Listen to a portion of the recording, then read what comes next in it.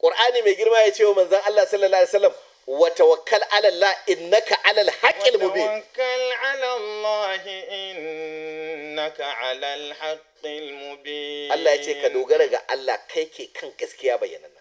Wannan sunna ta manzon Allah sallallahu alaihi wasallam ita ce al-haqqul mubin. Duk wanda bai bi sunna ba sunan shi halakaki. Duk wanda bai bi annabi ba aikin banza yi. Ita kadai ce hanyar da zaka bi a miƙe ɗodar har aljanna. Babu wata hanya banda ita.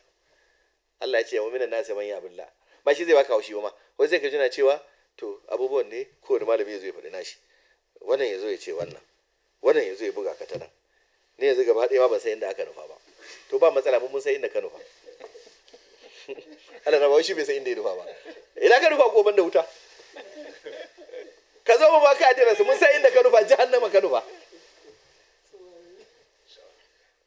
baka sauraron Qur'ani baka sauraron sunna baka sauraron malaman sunna da za su gaya maka gaskiya su koya maka addini sannan ka zo kana cewa baka san inda ka nufa ba ina ka nufa ko banda wutar jahannama ka ki karatu ka ki ka koyi musulunci